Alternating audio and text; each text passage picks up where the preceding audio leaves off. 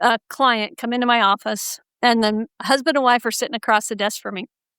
And the gentleman sits down, folds his arms, and slides his chair all the way to the back of my room across the table from me. And his wife's right up on the desk, and he's sitting back in the corner like this, all this.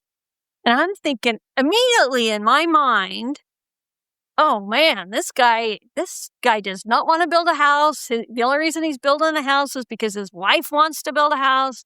It's either that or he just doesn't think I know what I'm doing because I'm a woman, And I'm like, oh goody, these are my favorite. These are my favorite. Now, I could have taken the offense to that. I could have been offended and upset about it.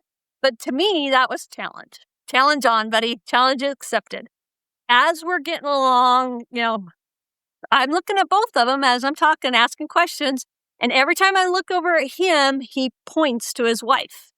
And so I direct the question to her. And finally, we get to the garage. And I says, now I know you've got an opinion on this, right? Because you're a guy. You got to have an opinion on this. And he says, I'll tell you what. He says, I have promised my wife for 20 years that I would build her a new home. I am finally at a point in my life that I can make that promise come true.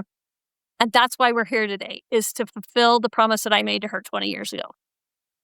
Wow. Was I taken aback? Because I totally judged him 100% wrong.